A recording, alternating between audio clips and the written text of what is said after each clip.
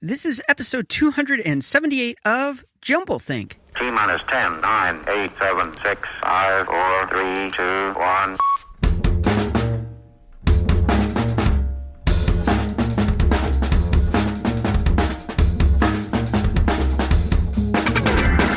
Welcome to Jumble Think, where we interview amazing dreamers, makers, innovators, and influencers about their journey of turning their dreams and ideas into reality.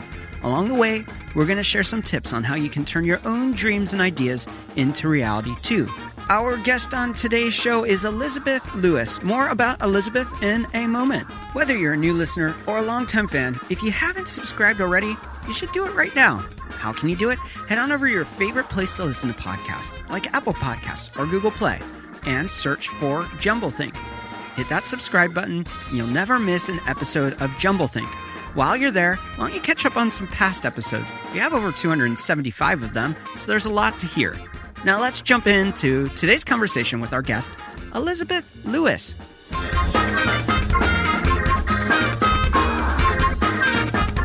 Hey there, welcome to Jumble Think. My name is Michael Woodward. I am your host. We have an incredible show lined up for you today.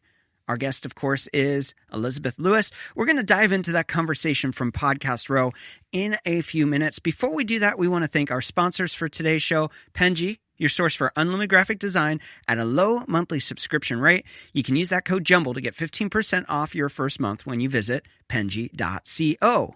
And we want to thank our friends over at NorthAmericanTEFL.com. If you want to teach abroad, you need a certification so that you can go do it. That will help you get your visa and get positioned in the right jobs across the world. NorthAmericanTEFL.com can help you do it, so go check them out. NorthAmericanTEFL.com. I am super excited about today's guest. Her name's Elizabeth Lewis. She is the founder and CEO of Brand, Style, and Bloom by Elizabeth Danielle. Through personal branding and personal styling, she helps people to reveal the best versions of themselves to reach their goals in life. She was raised in Atlanta, Georgia, and has always had a passion for fashion. At the age of 4, she made shoes out of construction paper and walked around the house in them. Knowing that eventually she wanted to help others achieve their styling goals, she completed a personal styling certification with the Los Angeles-based School of Style. Elizabeth also has a passion for branding, having worked as a brand manager at Colgate Palm Olive Company for 5 years, managing top brands such as Optic White, Palm Olive, and Irish Spring. In addition to Colgate, she led and assisted with brand projects while working at Penguin Random House, Speaking Bureau, and La Plaza Cohen, an agency that offers strategic and creative solutions for the cultural world. She has dreamed of marrying those two lives over the past several years, and now is so excited to have the opportunity to pursue those dreams and improve the lives of others while doing so. Now that you know a little bit more about Elizabeth, let's go ahead and join our conversation recorded live at Podcast Row in New York City at Stand Up New York. We are here with Elizabeth Lewis. She is the CEO and founder of Brand, Style, and Bloom by Elizabeth Danielle. Thank you so much for being here and taking a part of Podcast Row today. My pleasure. I'm really happy to be here. Now, you have an interesting story of entrepreneurship. Before we do that, tell us a little bit about you and who you are. Yeah, definitely. So as you mentioned, I'm the CEO and founder of Brand, Style, and Bloom. And I always am fascinated about how things just kind of come full circle in life. Okay. So when I was little, I was obsessed with fashion. Okay. I would always try on my mom's clothes, pretending I was going to cocktail parties. I made shoes out of construction paper. And I actually tried to walk in them, and that was not a good idea. Well. Yeah. But those are kind of the ways that I would express myself. So I always thought I wanted to do something in fashion, and I took a fashion design class in college. Yeah. At Washington University in St. Louis. And are you from St. Louis? Not originally. Originally, I'm from the South. And I say that because I moved around to a lot of different places within the South because my dad's job moved us around a lot. Yeah. But anyway, so when I took this fashion design class, I found out I wasn't very good at it. There was just something about like making the patterns and the sewing, and I just wasn't there. So the actual development of fashion, not so much the styling side. Okay, all right. Exactly. Not so much the styling side. So for some reason, that's really the only path I thought I could do in fashion. So I decided to pursue some other creative things. I've always been a little bit of a Renaissance woman. Okay. So my first job out of college was working in book publishing. So that's kind of what brought me to New York City. All right. Where'd you work for? I worked at Penguin Random House. Yeah. Yeah. We know those, a bunch of people over there. We've partnered with a lot of those editors and have guests from their library of authors often. So. Oh, that's amazing. Yeah. I mean, it was a really cool place to work because there were authors everywhere. Yeah. I remember seeing John Grisham as I was going to the ladies' room. I was like, this is crazy. Yeah. This was very, very cool. And then I also spent some time in nonprofits. Yeah. I worked at a literacy-focused nonprofit called Read Ahead. Okay. And then I went to grad school to get my MBA. Okay. Because I knew I loved marketing and kind of the branding aspects, but I wanted to improve my quantitative chops because I didn't do a lot of that in those jobs. So I went to NYU Stern and got a better understanding of that. And then after Stern, I worked at Colgate-Palmolive. Yeah. And I was there for 5 years. Wow. I was a brand manager. So I worked on brands like Irish Spring, Optic White, Palmolive Dish Liquid, and really just kind of cut my teeth on like what branding is. Yeah. So I want to ask about that because when you have an established brand that you're coming into, yes, I don't know how much freedom you actually have in what you do. It's kind of pretty set. So what does that job actually do, and what do you do to help manage the identity that they portray to the world? Yeah, I mean, you're absolutely right. I mean, these brands have been around for, 100, 150 years. They've been around for a long time. So really, you're more of the caretaker of the brand. Okay. And I think of importance with these sorts of brands is to continue to keep them relevant. Yeah. So you do that through, television, commercials, like creative, of course, social media, like developing campaigns that keep them relevant in today's world. Yeah. So that's a lot of what the job is. It's also about launching new products. Yeah. So of course you have those brands, but you're launching products within them. Yeah. And just working with a lot of different partners. You have your supply chain folks, your design folks, your legal folks. I mean, it takes a village with these brands. Yeah. So that's a lot of what the job is. But I found it really fun when I worked in innovation. Yeah. Because you're still working under established brands, but you're really starting from the ground up. So, okay, I love innovation. Yeah. Ideas and innovation is part of our passion here at Jumble Think. How do you innovate in a space that, again, brand is defined?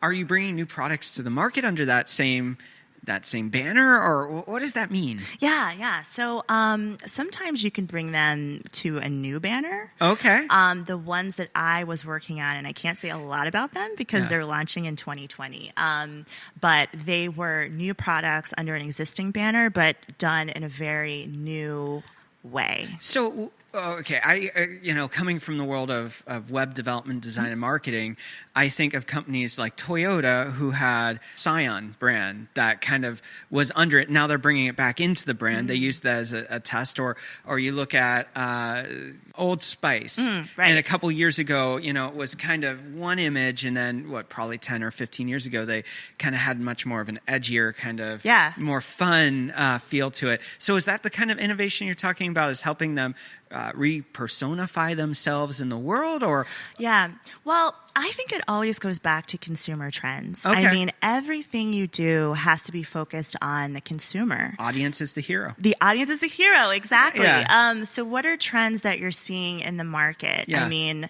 and I think the beauty space is a great area to look at because people are, constantly innovating within the beauty space. So we would, when I worked on certain brands within toothpaste, we would take our inspiration from what was being done in the beauty space and then kind of ladder that down. Okay. So you didn't know that your toothpaste might be inspired by beauty, right? Nope. Oh, wow. Wow. All right. Now, a couple transitions in your life lately. Yep. You're Definitely. doing your own thing now. I am. I'm doing my own thing. It's so exciting. It's exciting, probably scary. It's very scary. So talk to us a little bit about the journey of saying, you know what, this has been good. I make good money doing Yeah. what I do. It's safe. It's secure. Yeah. Maybe I need to do something else. I mean, a lot of people think they want to do something else. Not a lot of people choose to actually step out. So what was that process like for you? Oh my gosh. So for me, just rewinding back a little bit, when I started working at Colgate, to be very transparent, I had only expected to be there for a couple of years. Okay. Right? Yeah. It was always my goal to launch my own business, but I wasn't planning to do that until probably my 40s. All right. I'm 33 now. Yeah. So I was going to work at Colgate for a couple of years, then I was going to work at a fashion corporation for a few years, and then I was going to launch my own business focused on personal branding and personal styling. All right. But I wound up being moved around so much within Colgate, working at different brands and different projects, and I was feeling stimulated. So I ended up staying there for 5 years. Oh, wow. Yeah. So for me, I still had this passion burning inside of me. Yeah. And it was getting to the point where I knew I wanted to make a change. But the question I was asking myself was, Elizabeth, do you want to go down this path of, going to the fashion corporation and doing that and, continuing to make the money and stuff, but kind of learning more? Or is it time to take the leap? Yeah. And why would you want to go out on your own? Yeah. So I decided to take the leap because, first of all, I started putting the bones of my business together probably a couple years ago. So right? this is something that you've envisioned and dreamed Something- about for yes. a while. It's not Yes. something that one day you just went, I woke I'm up and I done. said, I'm done and I'm out. leaping off a bridge. No. No. No, it's definitely something I gave some thought to. And I had some test clients just to make sure that my idea was viable and actually help someone. Yeah. I wanted to make sure that what I was doing in my mission actually came true for people. Yeah. So I did test in that way. I started saving some money. I took like a personal styling course just to kind of like get the basics. I got a certification from this place called the School of Style. Oh. So I started putting those bones together. Yeah. But for me, of course, making consistent, regular money, it matters, right? Yeah. So that's Especially if you're going to live in New York City. Especially in New York City. It is not cheap here. No. So for me, it was just really deciding and having that conviction in my idea, knowing that I had prepared ahead of time, and then knowing, you know what, like, I don't know what the future holds for me. Right now, I don't have any kids, right? I hope to have kids someday, but at this point in time, the only person who I'm supporting is myself. Yeah. So why not now? Yeah. It's best time. Why not now? So I started talking to people. I'm like, guys, am I crazy? Like, this is just such a big risk. Like, what am I doing? Yeah. And I actually had a lot of people supporting me. Wow. That was the crazy thing. Yeah. And they're like, of course you would do something like this. Yeah. Of course this type of business is something that you would do and be passionate about. Like, we see this in you every day. Yeah. And even my parents were supportive. My parents are very cautious. And it's funny. It doesn't matter how old you are. Like, you always kind of seek that sign of approval. Yeah, from your affirmation parents. from those around you. That affirmation. So I did have a couple of people saying, well, maybe you should work a little bit longer. But, I had a lot of positivity and I had conviction within myself and in my idea. So that's how I got here. Wow. Crazy. How far are you into the idea? Yeah, so I officially launched 3 months ago. Okay, so you're pretty fresh and new. It's pretty fresh and new. Yeah. So I'm learning new things every day. I mean, a lot of this is about sales. Of course I have my broader mission of what I want to achieve and what I want to help people do. Yeah. But you have to be able to sell to get there and be able to help people understand like how they're going to get there with you, walking with them on their journey. So I took a sales workshop last week. It was an 8-hour workshop at this wonderful co-working place called Luminary. Okay. And I just really learned the basics behind sales. Wow. But every day I'm learning. And I found so many great opportunities just because they're out there. Yeah. They're out there. Yeah. I have a good friend who owns a carpet cleaning company. And he always says, I'm a marketing company that happens to market a service of carpet cleaning. So he, even in his own business, thinks about we're marketing first, because if we're not selling, then no one's going to use our product and service. Then we're not actually doing what we're supposed to do. So right. It's a different way to approach it. It sounds like that's kind of the thing you're looking at right now. It's like, how do I position myself? How do I get in front of the right people to bring the services that I know will impact their life? Right, exactly. We're going to take a break right here. And when we get back with Elizabeth, we're actually going to talk about what is it that we're teasing out? What is it that she is doing, and how can it impact you?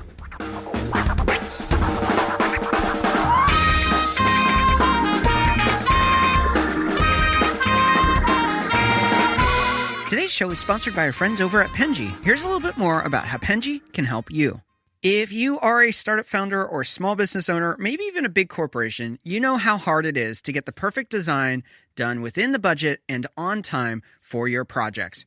The team over at Penji is here to help. They help small businesses, big corporations, startups, agencies, and marketing teams achieve more with unlimited graphic design support at one flat monthly rate.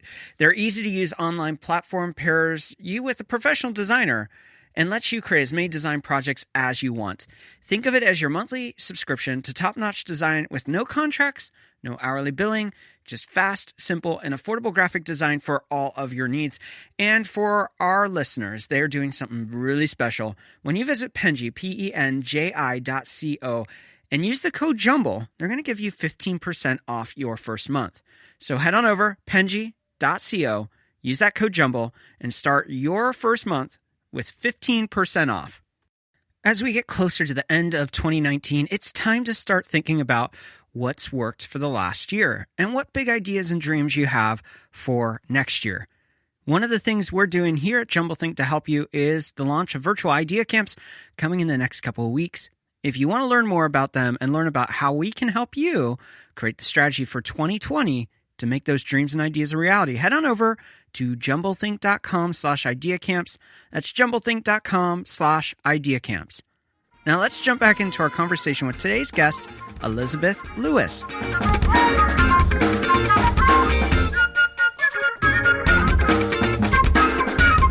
We are back with Elizabeth Lewis. Elizabeth, how can people find you?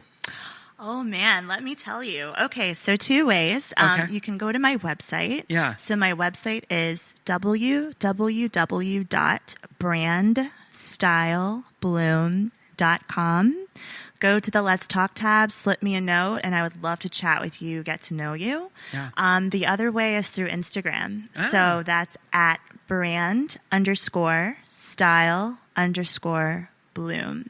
I hate having those underscores, but I had to do it. Instagram made me. Aw. But that's how you can reach me. Awesome. We'll put those links in the episode notes. So wherever you're listening, head on over to jumblethink.com, or if you're in Apple Podcasts, wherever, scrolling down, the links will be there. Click on them. Go check this out. All right. We've talked about that you've launched a company called Brand Style and Bloom by Elizabeth Danielle. That's your middle name you were sharing. Yes. You want to know how I got that middle name? Yeah. I'll just share that story real quick. So my mom, when she was pregnant with me, she always read Danielle Steele stories. Okay. So it was just funny because when I worked at Penguin Random House, Danielle Steele was one of the authors. So again, it's just things coming full circle in life. Yeah, that's super, super cool. What do you do? Okay, so through my business, I help you discover what your personal brand is. Okay, I want to pause you there. As a person that lives in the space of podcasting and the broader sense of the circles that I swim in, we talk about personal brand all the time. Mm-hmm. But a lot of business owners, they go, I'm building a brand. That's not a personal brand. And along the way, I think that there's this combining this the flow of togetherness of business brand and personal brand, especially with founders taking so much more of a forefront, not just being a visionary, not just being an executive running the business. They are going much deeper into being the face of that business too. So talk to us about what personal brand looks like. Yeah. So a personal brand is your unique story. Okay. And I want to emphasize your unique story because it is your story. It is about you, right? Yeah. Your unique story that's told in a credible, consistent way that meets your goals. That's really what your personal brand is. So one of the other spaces in the creator space that we talk about a lot is persona versus the actual person behind the brand. So how do you reconcile that persona versus the genuine, authentic person? Yeah.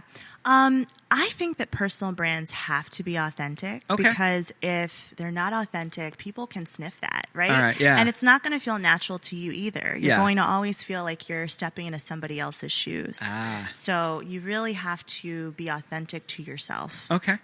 Now, that's the first part of the business. Brand style for personal brands.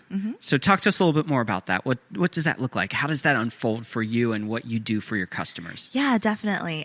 So the very first thing that we do together is the personal branding work because that's really where everything starts. Yeah. So how I do the personal brand work is actually through a vision boarding workshop. Yeah. I think vision boards are amazing because they're very simple yet very powerful. Yeah. In the imagery and then the stories that are behind them.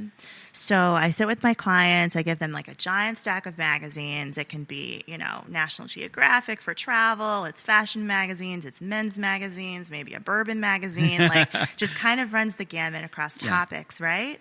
And then the only prompt that I give my clients is, what does your dream life look like? That's the only prompt I give. And then they go through those magazines and they choose images. They can choose colors. They can choose words that match that vision of where they want to be, right? So do you find for a lot of people, I know for me, when I sit down with a person, ideas and dreams always start with identity. Who you are impacts what you do. Right. And for a lot of people, they seem to struggle with figuring that out. Does this exercise, do you seem to think that, or in your experience working with people, does it seem to be easy for them to do this? Or does it seem to be a struggle where they're like trying to be like, I just don't know? I think that the first few minutes, it's a little bit of a struggle because they're used to just having these handcuffs around them, right? Yeah. And that's why I have the prompt be so broad. Yeah. Is because I don't want them to have those handcuffs. This is a visual exercise for a reason. Yeah. Is because we can't always articulate certain things, but they're in our subconscious, they're in our desires, they're in our goals that are inward, right? Yeah. So that's why this is so powerful. So then once they choose all of those images, I have them walk me through why they chose the images. Okay. And that's really where the magic happens, is because when they describe certain things, I notice themes in what they're saying, right? Yeah. So some examples. One of my clients, her 3 words were fierce, dynamic, and playful. Okay. So she had images of, it could be colors, it could be lots of reds, it could be certain poses that people had, it could be photos that depicted, these areas of play that she wanted in her life. Okay. But we never would have gotten there had she not walked me through why she chose the images. Yeah. So that's really where that happens. Yeah. And it's so powerful because it marries who you are as a person to where you want to go in life. Yeah. So you have a brand that it kind of encompasses all of that. Yeah. So once we have your 3-word personal brand, and I say 3 words because 3 words are easy to remember. Yeah. They're easy for you to remember, and they're easy for you to incorporate. They're easy for others to remember, should you choose to tell them. Yeah. So then, based on those 3 words, I do a wardrobe consultation. So I look through your wardrobe, see what you've got in there, and have those 3 words in mind. This is the style side. This is the style side. Okay, Exactly. all right. This is the style side. Yeah. So we kind of sort the clothes into ones that totally match those 3 words, ones that we're not so sure about. We'll come back to those, and then ones that we just know that we need to get rid of, right? Yeah, yeah. So either like we just donate them, consign them, or if you have separation anxiety, we can just store them elsewhere, but they will not be in your closet, right? Yeah. Yeah. And then the final step is the personal styling. Okay. So I actually go shopping for people. And again, with those 3 words in mind, choosing pieces that depict their personal brand, then I bring them to them to try on. And it's so funny. It's like once they see how they look in these clothes, it feels authentic yet powerful to them. You just see their confidence just bloom. They start walking differently. Their whole mannerism changes, and it's just really such a cool transformation to see. That's crazy. So can you tell us maybe a story of an individual and how this impacted their life? Yeah, definitely. So this is one of my clients. Again, she's the one who had the 3 words of fierce, dynamic, and playful. Yeah. So she had just moved to New York City. It's a new place. She moved there from LA, and LA just has a different vibe. You know, I get it. I lived in the West Coast for 13 years before moving back to the East Coast. So it's completely different. Yeah, exactly. And so we did kind of the whole workshop for her and got her clothes that, were more bold, were more colorful, were more fitted, and really just spoke to those 3 words that she had. So if someone didn't know her before this whole process, they would think, she doesn't really necessarily have the urgency. She doesn't really have a lot of energy. She's kind of showing up in like very loose-fitting things, very bland colors. Like, this stuff matters. These perceptions matter, right? Well, I in this specific case, here's a person who came from LA to New York. Where does location seems to play into this a little bit too? Because what works in LA or San Francisco, right. Like when I worked a lot in Silicon Valley, it was so amazing to see the diversity of style. You'd walk into a room at Apple and there'd be this guy in his 60s with like no shoes, torn up jeans, and a t-shirt who's like one of their lead engineers. Right. And then you'd walk down the hall and you see somebody else like, buttoned down, tucked in, looks very, put together. And yet it worked there. It seems like New York's a little different in that kind of capacity. But do you think that obviously this applies anywhere? But do you think it matters more in specific places or specific roles or specific jobs? I think you absolutely have to keep the location of where you are in mind and the job. It's a science, but it's also very much an art. Okay. Because there are a lot of different things to keep in mind. So when I'm shopping for my clients or going through their wardrobe, I have their brand in mind, but I also, of course, have their career, right? Yeah. So she worked in marketing. She also worked in brand management. Okay. So for her, brand management is going to have a different kind of look, especially in New York City, that's different from someone who works, in the tech industry in LA. Yeah. That's a totally different style. Now, I do believe that someone who works in the tech industry in LA, there's a look there, but you can still have your own personal style. Yeah. Maybe, we saw Steve Jobs, right? Yeah. He always had the jeans and the black shirt on. Yeah. Like, that was his signature look. So you can still have a signature look where people identify you. Yeah. But in this person's particular case, that was the industry that she was in. So she did need to have kind of a more buttoned up, kind of like put together look. Yeah. So all of that was incorporated. So by the end of the process, I saw her. She sent me pictures of her doing presentations. She sent me pictures of her at different events, and just her whole look and mannerism and the confidence in herself had changed. So really the main thing that people get from this, yes, you get the personal brand, yes, you get the styling, but the biggest thing that you get is the confidence within yourself. Yeah, which is massive. It is massive, and it affects everything that you do. Yeah, if you walk into a meeting feeling comfortable with how you look and how you feel in your clothes, that's going to make it much easier to focus on what matters in that meeting. Yes. Instead of focusing on like, oh, do they like how I look? Right, exactly. Yeah, so I'm going to do something a little dangerous here. Ooh, let's go. All right. I hope I don't shoot myself in the foot for what I'm about to do, but looking at me, based on how I'm dressed, what does it communicate to you? Well, or is definitely that not someone. Look, I'll tell you. Okay. What I'm getting from you is someone who's very approachable. Okay. That would be through, of course, your whole demeanor. I've had the pleasure of being able to speak to you for a little while, but just like the colors of your clothing, you're wearing very neutral colors. Yeah. So those neutral colors tell me that you're a very approachable person, but you also have some pops of light blue in there. Okay. So that gives you a little bit of vibrancy. Personality, loose-fitting clothing. So again, that kind of points to the approachability aspect, someone who's relaxed. But the blue tells me, like, you're paying attention, you're concentrating, like there's something there. Yeah, cool. I hope... Do you regret that? No, not at all. I'm like, you're being incredibly kind. We'll come to one of my workshops, we'll work further, but no, it's in a good spot right now. I want to know, you talk about personal brand and personal style, and the marriage of those. You start with these storyboards, if you will, or, Yep. or what was the word? The vision boards. Vision yes. boards. Thank you. You start with those, and you use that as a launching pad into the style. Yes. How does this then change how they think about maybe how they appear or show up in their job or approach it?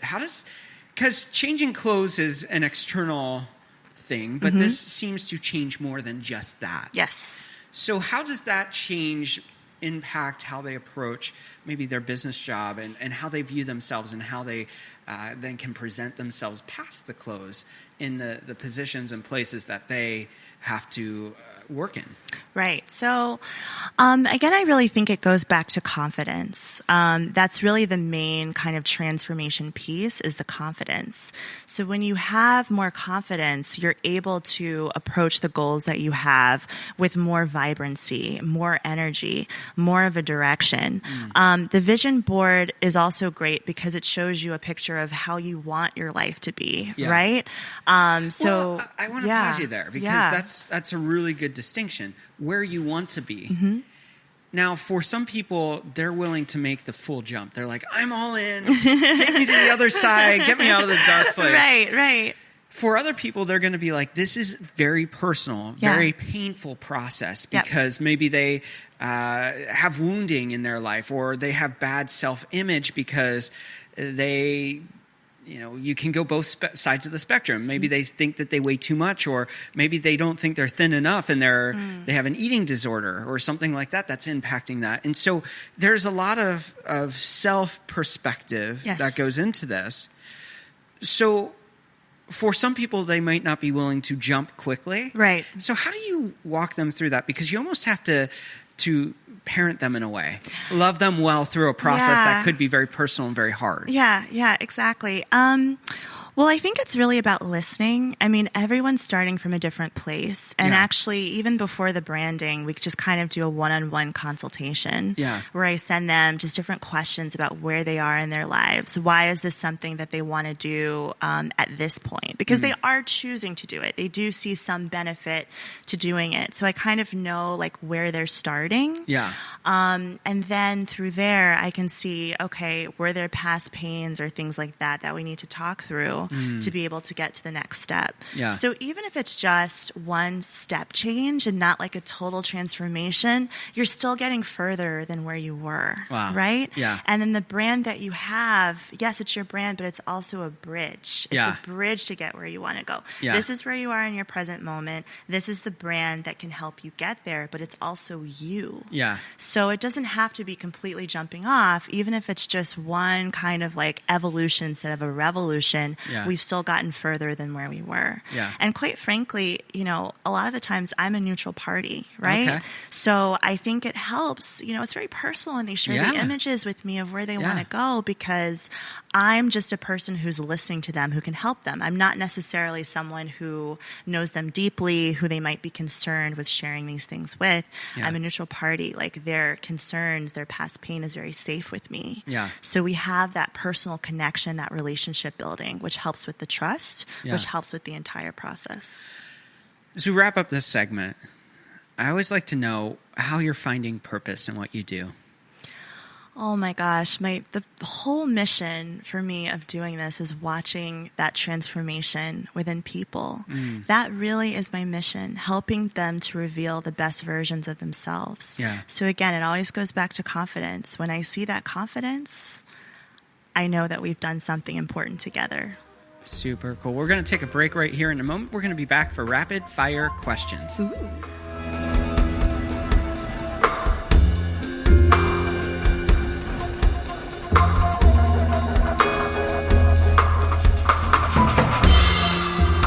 Chasing your big idea and dream can often feel overwhelming. There's obstacles you have to overcome, like finances, time, or just the fear of the unknown. Whatever your obstacle, one of the quickest ways to overcome the things holding you back is by being in community, by being in relationship with other dreamers, idea makers. But how do you do that?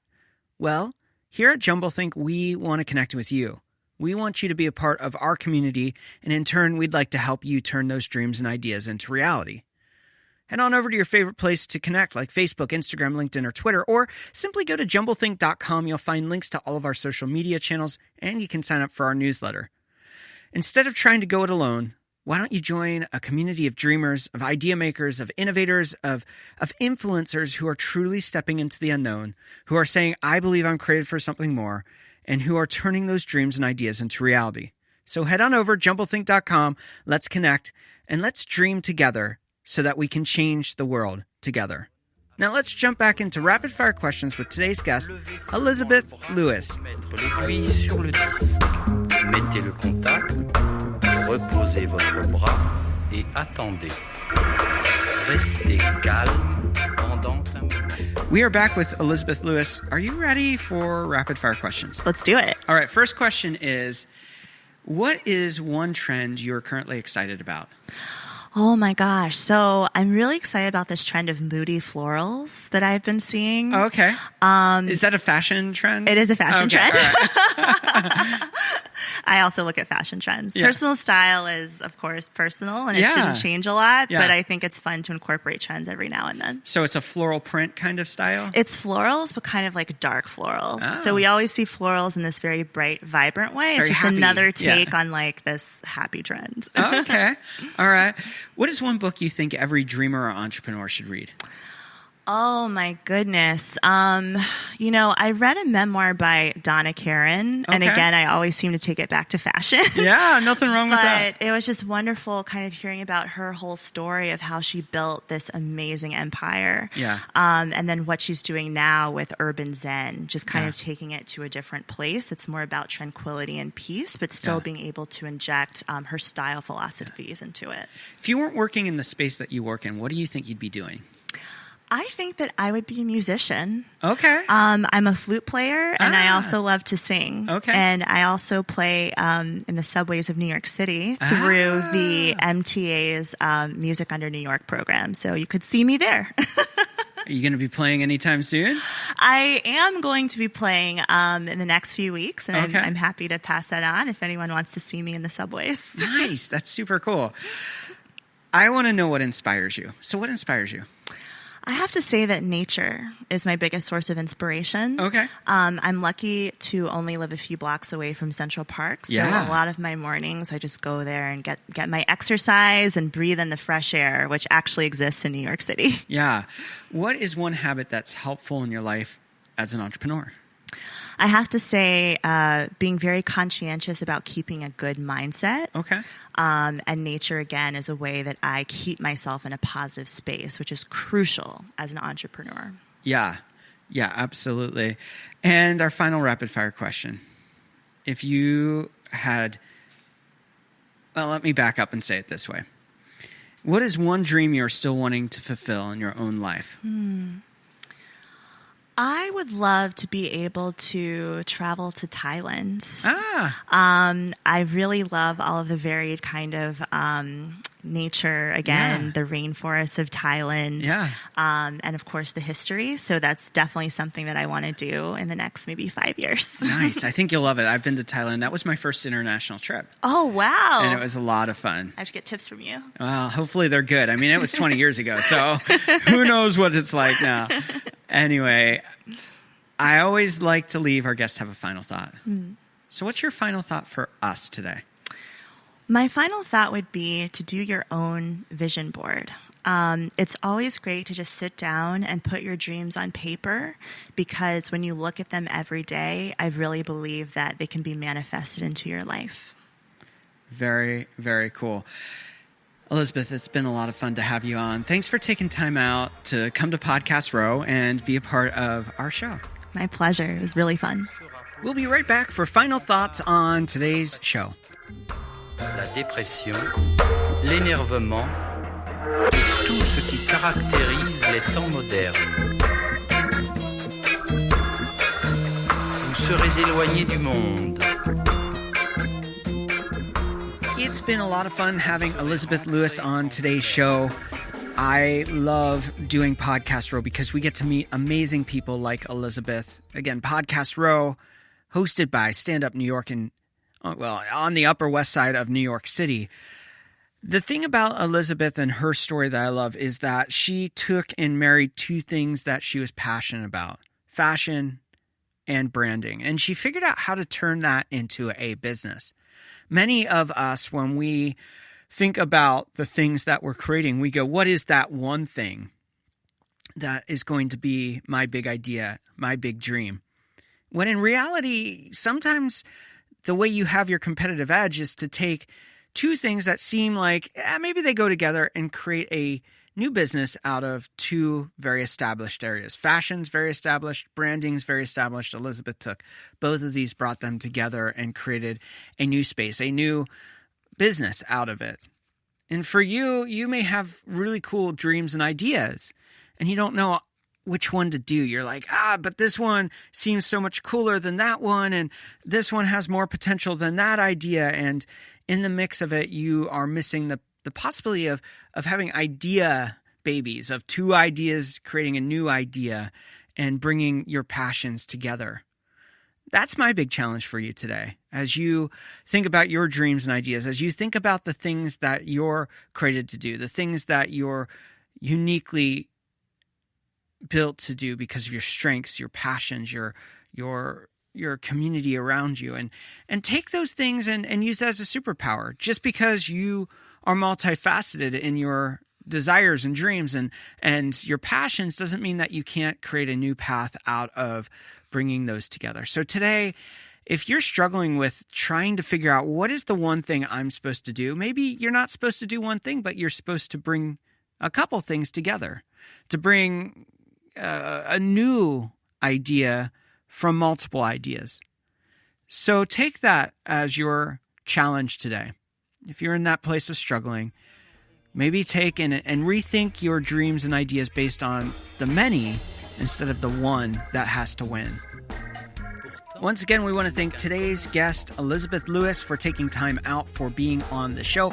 We also want to thank our friends over at Podcast Row for having us be a part of that event. We also want to thank our sponsor for today's show, Penji, your source for unlimited graphic design at one low monthly rate. And as a listener of Jumble think they're doing something cool, they will give you 15% off your first month. All you have to do is use the code JUMBLE when you go to Penji, PENJI.co. We've got some killer episodes lined up for you for the rest of 2019 and into season 4. We've got even more amazing guests. You don't want to miss any of those, and you're not going to want to miss Friday's show. Our guest is Brandon Youst. He is the guy behind Urban Farm Academy. They are doing super cool stuff, helping people reimagine how they interact with food and agriculture and creating a new future for the world of entrepreneurship in food and agriculture. So you're not going to want to miss that episode this Friday with Brandon Youst. Well, that does it for today's show. Now it's your turn. We believe you were created for something awesome, that your dreams and ideas matter, but you've got to make the steps to make them a reality. So get out there, dream big, and change the world around you. Vous êtes une autre personne. Les mères de famille, les enfants, peuvent également prendre un moment revitalisant. Dans quelques mois, lorsque vous aurez bien saisi la technique et que vous serez maître de votre corps, vous pourrez vous décontracter même en travaillant.